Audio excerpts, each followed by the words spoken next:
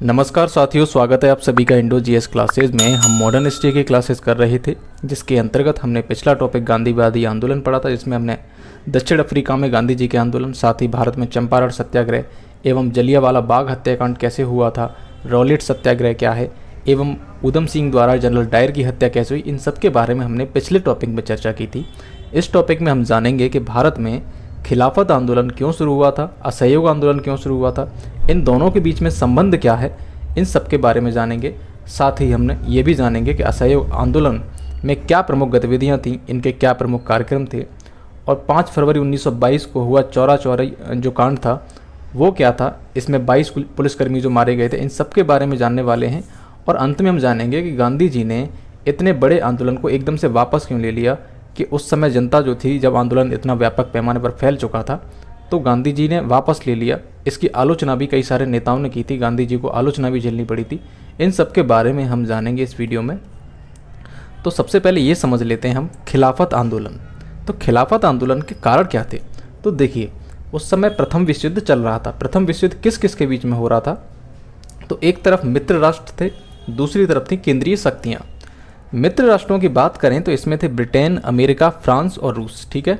दूसरी तरफ केंद्रीय शक्तियाँ जर्मनी, ऑस्ट्रिया, बुल्गारिया और ओटोमन साम्राज्य, जिसको हम तुर्की कहते हैं। तो अभी हम यहाँ पर अपने जो टॉपिक खिलाफत को समझने वाले हैं वो तुर्की से समझते हैं। तुर्की में जो मुस्लिम वर्ग था विश्व का, उनका एक धर्मगुरु रहता था, जिसे हम खलीफा कहते हैं, ठीक है। मुसलमानों के धर्मगुरु को क्या कहा जाता है? खलीफा।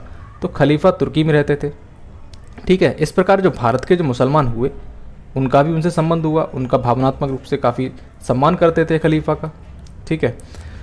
प्रथम विश्व युद्ध में जीतता कौन है? जीतते हैं मित्र राष्ट्र, ब्रिटेन, अमेरिका, फ्रांस, रूस, ये जीत जाते हैं। और जीतने के बाद जो केंद्रीय शक्तियाँ थीं, जर्मनी, ऑस्ट्रिया, तुर्की वगैरह, इन सब पर बहुत ही अपमानजनक संधियाँ थोपी गई थीं। इसी क्रम में तुर्की के साथ में सेवर्स की संधि की गई। सेवर्स की संधि के माध्यम से खलीफा के साथ में कई सारी अपमानजनक संधियाँ हुई, जिसका बुरा मुसलमानों को लगा। जबकि युद्ध के समय, जब युद्ध चल रहा था, तब ब्रिटिश ने, मतलब जो ब्रिटेन था, उसने अपने उपनिवेश में जितने भी मुस्लिम लोग थे उनसे ये वादा किया था कि हम युद्ध के बाद खलीफा के सम्मान को ठेस नहीं पहुंचाएंगे, ऐसी कोई संधि नहीं करेंगे जिससे कि खलीफा के सम्मान को ठेस पहुंचे। इसलिए क्यों कहा था इन्होंने ये ऐसा? इसलिए कहा था क्योंकि वो मुसलमानों का सपोर्ट चाह रहे थे प्रथम विश्व युद्ध में, कि मुस्लिम हमारा सपोर्ट करें, किसका? ब्रिटेन का। इसलिए ब्रिटेन ने इस तरीके से बात की कि हम खलीफा का सम्मान नहीं खराब करेंगे।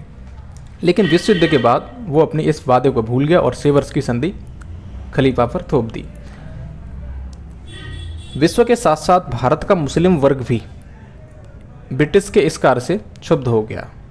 अब खलीफा के सम्मान को पुनः स्थापित करने के लिए इंडिया में खिलाफत आंदोलन चला था। अब आपके समझ में आ गया होगा कि आंदोलन क्यों चला था। तो खलीफा के सम्मान को पुनः स्थापित करने के लिए। इसी क्रम में होता क्या इंडिया में कि मार्च 1919 में पहली बार खिलाफत के मुद्दे पर, ठीक है, खिलाफत के मुद्दे पर बम्बई में अली बंधुओं, इनका नाम याद रखना, अली बंधुओं ने, जिनमें कौन कौन थे? शौकत अली और मोहम्मद अली, ठीक है। दूसरे अबुल कलाम आज़ाद, हकीम अजमल खान, अबुल बारी जैसे नेताओं ने मिलकर खिलाफत सभा का आयोजन किया था। खिलाफत सभा का आयोजन कब हुआ था? मार्च 1919 में। किसने किया था? अली बंधुओं ने, ठीक है। अली बंधु इसमें महत्वपूर्ण व्यक्ति थे। मई 1919 की बात करें तो खिलाफत सभा में पहली बार गांधी जी को आमंत्रित किया गया था। गांधी जी को कब किया गया था? मई 1919 में आमंत्रित किया गया था। गांधी जी को आमंत्रित करने का कारण ये था कि गांधी जी दक्षिण अफ्रीका में अपने सफल सत्याग्रहों को कर चुके थे। वहीं भारत में भी कई सारे आंदोलन उन्होंने ब्रिटिश के खिलाफ किए और उनमें सफलता प्राप्त की। इस प्रकार गांधी जी भारत में अपना नाम काफ़ी बढ़ा चुके थे, ठीक है। बात आती है 1920 की। जून 1920 में खिलाफत कमेटी की इलाहाबाद में बैठक होती है। इसमें असहयोग आंदोलन आरंभ करने का प्रस्ताव पारित किया जाता है। अब इस प्रस्ताव में क्या था कि स्कूल, कॉलेज, अदालतों, जितनी भी ब्रिटिश से संबंधित जो चीज़ें हैं, उनका बहिष्कार किया जाए। इस बात को हम आगे और भी समझेंगे जब हम असहयोग आंदोलन पढ़ेंगे इसी क्लास में। अब आता है डेट 1 अगस्त 1920 का। 1 अगस्त 1920 को खिलाफत कमेटी ने ब्रिटिश सरकार के विरुद्ध असहयोग आंदोलन शुरुआत कर दिया, ठीक है। तो औपचारिक रूप से इसकी असहयोग आंदोलन की शुरुआत जो होती है वो 1 अगस्त 1920 को हो जाती है। इसी दिन जो बाल गंगाधर तिलक थे उनकी मृत्यु हो जाती है, निधन हो जाता है उनका। कब? 1 अगस्त वाले दिन ही। अब तिलक ने खिलाफत और ये असहयोग आंदोलन इन दोनों का विरोध किया था। दरअसल उन्होंने असहयोग आंदोलन का विरोध किया था, गांधी जी से कहा था कि आप धार्मिक मुद्दे को इस राष्ट्रीय राजनीति से या राष्ट्रवादी आंदोलन से ना जोड़ें। इसलिए उन्होंने इसका विरोध किया था, गांधी जी का विरोध किया था। किसने किया था? तिलक ने। सितंबर 1919 में अखिल भारतीय कमेटी का गठन किया गया था, अखिल भारतीय खिलाफत कमेटी। कब किया गया था अखिल भारतीय खिलाफत कमेटी का गठन? सितंबर 1919 में। और 17 अक्टूबर 1919 को खिलाफत दिवस मनाया जाता है। बात करें नवंबर 1919 में खिलाफत का सम्मेलन होता है दिल्ली में। कहाँ पर? दिल्ली में। और इसकी अध्यक्षता कौन करते हैं? महात्मा गांधी। अब देखिए, खिलाफत जो कमेटी थी उसका सम्मेलन कहाँ हुआ? दिल्ली में। उसकी अध्यक्षता कौन कर रहे हैं? महात्मा गांधी। बात करें तिलक के अलावा जिन्ना ने भी इस खिलाफत आंदोलन को, ठीक है, भारतीय राजनीति से जोड़ने पर गांधी जी की काफ़ी आलोचना की थी, क्योंकि जिन्ना अभी भी धर्मनिरपेक्ष थे। वो ये नहीं चाहते थे कि मुस्लिम समाज में जो मौलवी वर्ग है उनको इतने अधिकार प्राप्त हो जाएं कि वे भारत के राष्ट्रीय आंदोलन में हस्तक्षेप करें। और उसके साथ साथ उनसे ये भी डर था कि वो रूढ़िवादी समाज है जिसे सांप्रदायिकता बढ़ने के खतरा बने रहेंगे। इसलिए उन्होंने जिन्ना ने कहा था कि आप ऐसा ना करें, धर्म को राजनीति में ना लाएं। इसलिए जिन्ना ने इसका काफ़ी विरोध भी किया था। इसी समय जलियांवाला बाग हत्याकांड से जुड़ी हुई जांच रिपोर्ट आती है ब्रिटिश की। जांच रिपोर्ट को आपने पढ़ा था पिछली कक्षा में, जिसमें हंटर के अध्यक्षता में जांच हुई थी। इस जांच में क्या किया सरकार ने कि डायर को निर्दोष घोषित कर दिया। इससे भारत के जो राष्ट्रवादी नेता थे एवं संपूर्ण भारत को बहुत बुरा लगा था, क्योंकि डायर ने निहत्थे लोगों को, हजारों लोगों को गोलियों से मरवा दिया था। गांधी ने खिलाफत के मुद्दे को भारत में हिंदू मुस्लिम एकता के बढ़ने के मौके के रूप में देखा था। अब गांधी जी का क्या यहाँ पे पॉइंट था? गांधी जी ये कह रहे थे कि खिलाफत का जो मुद्दा है हिंदू मुस्लिम एकता बढ़ाने के लिए बहुत अच्छा मौका है। इसी क्रम में गांधी जी ने कांग्रेस को भी, अब जो कांग्रेस थी भारत में, उससे भी कहा कि आप भी असहयोग आंदोलन चलाने के लिए तैयार हो जाएं। ठीक है, उनको भी तैयार कर लिया था कांग्रेस को। अब हम देखते हैं कि खिलाफत आंदोलन का पतन कैसे होता है। तो देखिए, ये खिलाफत आंदोलन और कांग्रेस का असहयोग आंदोलन ये दोनों साथ साथ चलाए जा रहे थे, किंतु धीरे धीरे होता क्या है कि कांग्रेस का जो स्वराज प्राप्ति का मुद्दा था, कांग्रेस क्या चाहती थी? स्वराज चाहती थी। वहीं खिलाफत के समर्थक क्या चाहते थे कि खलीफा का सम्मान पुनः स्थापित किया जाए। तो इनका मुद्दा प्रमुख हो गया, किसका? कांग्रेस का, स्वराज प्राप्ति का। जबकि मुसलमानों का जो खिलाफत का मुद्दा था वो दबता चला गया। और इस चीज़ का बुरा मुस्लिम समुदाय को काफ़ी लगा था, क्योंकि इसलिए लगा था कि जब ये आंदोलन बहुत ज़्यादा बढ़ रहे थे उसी समय ब्रिटिश सरकार ने दमन करके इन आंदोलन को समाप्त करने की कोशिश की। इसी क्रम में जो प्रमुख कांग्रेसी नेता थे उन सबको गिरफ्तार कर लिया गया। मुसलमान समुदाय के जो इस खिलाफत समर्थक जो थे उनको भी गिरफ्तार किया गया। और चौरी चौरा कांड के बाद में गांधी जी ने आंदोलन वापस ले लिया, असहयोग आंदोलन। अब खिलाफत पड़ गया अकेले। फिर खिलाफत के जो समर्थक थे उनको ब्रिटिश दमन का बहुत शिकार होना पड़ता है और इसके लिए वो कांग्रेस को जिम्मेदार ठहराते हैं। भारत में इस कारण से कई सारी सांप्रदायिक गतिविधियां भी हुईं। लेकिन गांधी जी जब जेल में थे उसी दौरान 1923 में तुर्की के सुल्तान कमाल पाशा ने खलीफा का पद ही समाप्त कर दिया। अब गांधी जी सोच भी रहे होंगे कि जेल से बाहर जाने के बाद मैं मुसलमानों का फिर से सहयोग करूंगा, उन्हें खिलाफत के लिए फिर से खड़ा करूंगा, खलीफा के सम्मान के लिए फिर से आंदोलन करेंगे तो हिंदू मुस्लिम एकता पुनः स्थापित होगी। किंतु ये सब बाजी ही पलट गई, क्योंकि खलीफा का पद ही समाप्त हो गया था, अब वो मुद्दा ही समाप्त हो गया। इसलिए खिलाफत आंदोलन अप्रासंगिक हो गया। खिलाफत आंदोलन के परिणाम क्या हुए? तो देखिए, राष्ट्रीय आंदोलन में जनाधार काफ़ी बड़ा हुआ था और हिंदू मुस्लिम एकता इसका भी बढ़ावा हुआ था, किंतु भविष्य में इसने सांप्रदायिकता को बढ़ावा दिया। खिलाफत आंदोलन से जुड़े हुए कुछ विवादित बिंदु हैं, जैसे खिलाफत को राजनीति से जोड़ना गांधी की राजनीतिक भूल थी। ठीक है, कई लोग कहते हैं कि खिलाफत जो आंदोलन था उसको भारत के राष्ट्रीय आंदोलन से राजनीति से जोड़ना गांधी जी की बहुत बड़ी भूल थी, इसने सांप्रदायिकता को बढ़ावा दिया। तो इस पॉइंट पर हम चर्चा करेंगे। तो देखिए, ब्रिटिश सरकार क्या थी कि फूट डालो राज करो की नीति पर कार्य कर रही थी। इसको आपने देखा था, बंगाल विभाजन एवं पृथक निर्वाचन मुसलमानों को देना, ये सब फूट डालो राज करो की नीति का ही पालन था। इसलिए गांधी क्या चाहते थे? गांधी चाहते थे हिंदू मुस्लिमों में एकता, और इसी एकता का अवसर उन्हें इस खिलाफत आंदोलन में मिला था। खिलाफत का मुद्दा जो था किसी दूसरे धर्म के खिलाफ नहीं था कि हिंदुओं के धर्म के खिलाफ हो या किसी अन्य धर्म के खिलाफ हो, किसी दूसरे धर्म को चोट नहीं पहुंचा रहा था, बल्कि खलीफा के सम्मान के लिए खिलाफत आंदोलन चल रहा था। इसलिए इसमें किसी दूसरे धर्म के लिए खतरा भी नहीं था। तीसरी बात करें तो ब्रिटिश विरोधी आंदोलन के लिए मुसलमानों का भी साथ मिल रहा था। अब जो ब्रिटिश विरोध में जो आंदोलन चल रहा था उसमें मुस्लिमों का समर्थन पाने के लिए इसको आगे लाना भी बहुत ज़रूरी था।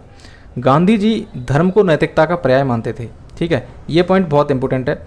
धर्म से आशय गांधी जी का ये था कर्तव्यनिष्ठा, ईमानदारी, परोपकार, इन सबको गांधी जी धर्म मानते थे।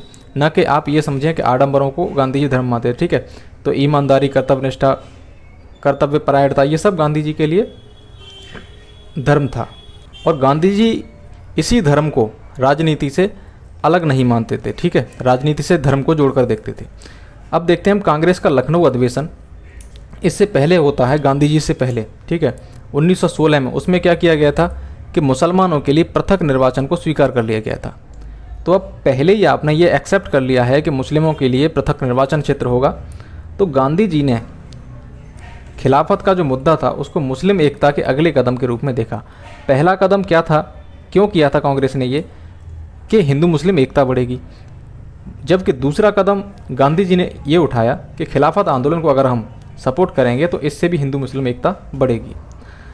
और अगर हम बात करें कि ये गांधी जी मुद्दा उठा लिया, अगर उस समय नहीं उठाते तो आज हम ये चर्चा कर रहे होते कि गांधी जी ने इस हिंदू मुस्लिम एकता के स्वर्णिम जो अवसर आया था एकता बनाने के लिए, उस मुद्दे को छोड़ दिया, इससे हिंदू मुस्लिम एकता स्थापित होती। इस प्रकार की बातें हम कर रहे होते। ओवरऑल देखें तो हम गांधी जी के जो उद्देश्य था, ठीक है, गांधी जी का जो उद्देश्य था खिलाफत आंदोलन के प्रति एवं असहयोग के प्रति, उसमें कोई खामी नहीं थी। वो हिंदू मुस्लिम एकता चाहते थे, राष्ट्रवादी आंदोलन बढ़ाना चाहते थे, किंतु हुआ क्या कि उसके परिणाम गलत आ गए। तो इस प्रकार परिणामों के आधार पर यह चीज़ गलत हुई, लेकिन उद्देश्य में कोई खामी नहीं थी। वहीं यही चीज़ देखें, परिणामों के आधार पर यह भी गलत हुआ कि तिलक ने जो धार्मिक आंदोलन चलाए थे, जो स्वदेशी आंदोलन के टाइम पर गणपति उत्सव, शिवाजी उत्सव, इन सब से भी क्या हुआ, देश में सांप्रदायिकता को बढ़ावा मिला था। आर्य समाज, सैयद अहमद खान, इन सबके जो आंदोलन थे बहुत अच्छे उद्देश्य से प्रारंभ किए गए थे, लेकिन परिणाम इनके विपरीत हुए। अभी हम समझ लेते हैं असहयोग आंदोलन के बारे में। तो प्रथम विश्व युद्ध के बाद, ठीक है, पहले हम इसके कारण जान लेते हैं। प्रथम विश्व युद्ध के बाद ब्रिटिश के जो वादे थे झूठे साबित हुए। ब्रिटिश ने क्या वादा किया था कि हम आपको स्वराज प्रदान करेंगे, हम आपको आज़ादी दे देंगे, लेकिन ये सब झूठा साबित हुआ। प्रथम विश्व युद्ध के बाद में लोगों की आर्थिक कठिनाइयाँ बढ़ गई थी, लोगों के टैक्स बढ़ा दिए गए थे, कई सारी चीज़ें करी गई थी। और वहीं खलीफा का सम्मान, ये सब आपने पढ़ा था, ये भी अपमानजनक व्यवहार हुआ था। मॉन्टेग्यू चेम्सफोर्ड सुधार आए थे, उनमें प्रांतों में द्वैत शासन को लागू कर दिया गया था। और जो निर्वाचित सरकार थी, लोग आशा कर रहे थे, राष्ट्रवादी नेता भारत के, कि उनमें अधिकार दिए जाएंगे, लेकिन उनको बहुत ज़्यादा सीमित अधिकार दिए गए थे। वहीं जलियांवाला बाग नरसंहार, ऐसा हत्याकांड जिसमें लोगों की रूह कांप गई, ठीक है, साथ ही उसकी सरकारी जांच रिपोर्ट में डायर को निर्दोष तक घोषित करार दे दिया गया था। इस कारण से असहयोग आंदोलन इन सभी सम्मिलित कारणों से प्रारंभ किया गया था।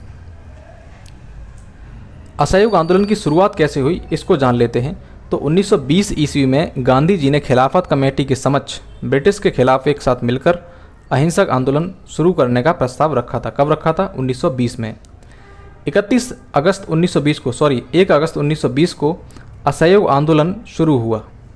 कब शुरू हुआ? 1 अगस्त 1920 को औपचारिक तौर पर। दुर्भाग्य से इसी दिन तिलक की मृत्यु हो जाती है, आपको मैंने पहले बताया था। सितंबर 1920 में कलकत्ता में कांग्रेस का एक विशेष अधिवेशन आयोजित किया जाता है, जिसकी अध्यक्षता करते हैं लाला लाजपत राय। अब देखिए, लाला लाजपत राय गांधी जी के असहयोग आंदोलन के खिलाफ थे, लेकिन गांधी जी ने उनको कन्वेंस कर लिया एवं कलकत्ता में विशेष अधिवेशन बुलाया गया कांग्रेस का, जिसकी अध्यक्षता किसे सौंप दी गई थी? लाला लाजपत राय को। इसी विशेष अधिवेशन में असहयोग आंदोलन का प्रस्ताव पेश किया गया था, किंतु यहाँ पारित नहीं हो पाया था। इसका विरोध किसने किया था? चित्तरंजन दास, मदन मोहन मालवीय, एनी बेसेंट, इन सभी ने इस प्रस्ताव का विरोध किया था। उसके पश्चात जो इसका जनरल अधिवेशन होते थे वो होता है दिसंबर 1920 में नागपुर अधिवेशन। ये कब हुआ था? सितंबर 1920, और ये दिसंबर 1920 नागपुर अधिवेशन, ठीक है। इसकी अध्यक्षता करते हैं वी राघवाचारी।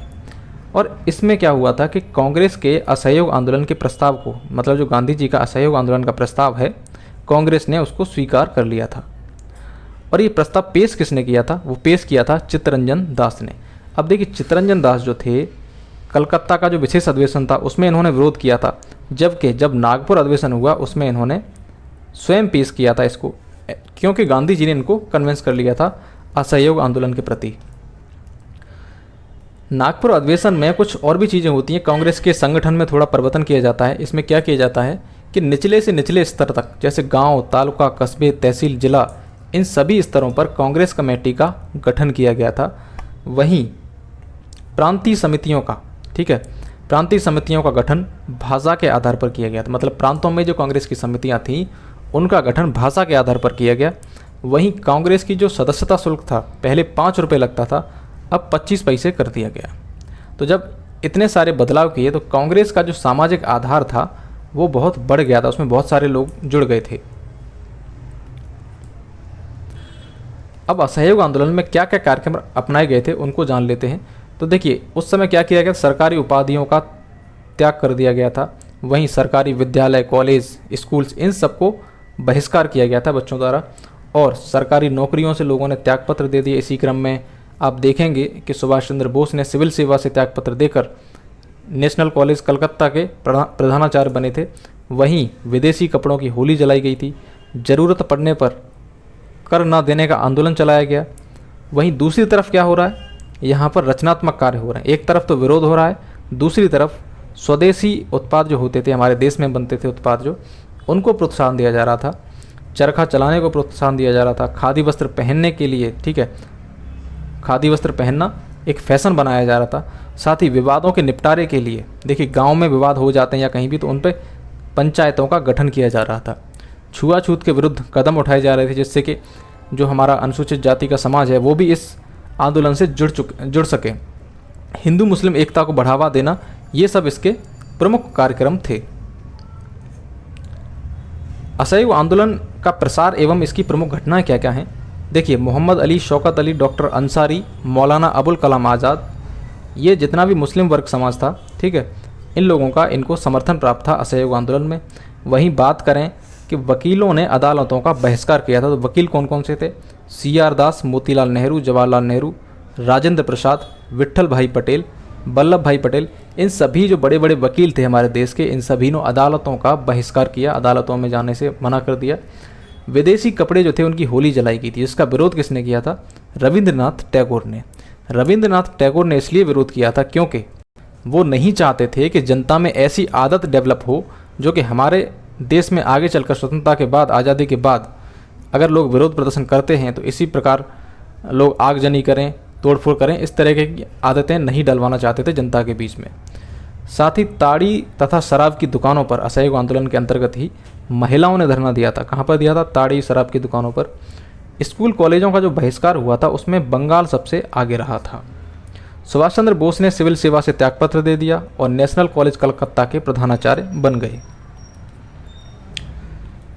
असहयोग आंदोलन के अंतर्गत ही तिलक स्वराज फंड का गठन किया गया था। मतलब फंड इकट्ठा करने के लिए इन्होंने एक तिलक स्वराज फंड बनाया, जिसका लक्ष्य क्या था? 1 करोड़ रुपए एकत्रित करना, जो कि मात्र 6 मंथ में ही इकट्ठे हो जाते हैं। बंगाल के मिदनापुर क्षेत्र के कोंटाई क्षेत्र में वीरेंद्र नाथ ससमाल, ठीक है, वीरेंद्र नाथ ससमाल के नेतृत्व में किसान संगठन सभा और यूनियन बोर्ड के खिलाफ आंदोलन चला था। वहीं बात करें सेनगुप्त के नेतृत्व में बंगाल में रेलवे मजदूरों की हड़ताल होती है। आंध्र प्रदेश के चिराला पेराला नगर में पेंडा नंदी तालुका के अंतर्गत यूनियन बोर्ड के खिलाफ कर न अदा करने का आंदोलन चलाया गया था। नवंबर 1921 तक आंदोलन उग्र हो जाता है और इसी समय 1921 में ही प्रिंस ऑफ वेल्स, मतलब इंग्लैंड से प्रिंस ऑफ वेल्स का भारत आगमन होता है। इस दौरान जब वो आया था तब देश भर में काफ़ी हिंसक घटनाएं भी हुई थी। इससे आहत होकर गांधी जी ने क्या कहा कि स्वराज ने मेरे नथनों में बदबू पैदा कर दी है। ये किसने कहा था? महात्मा गांधी ने।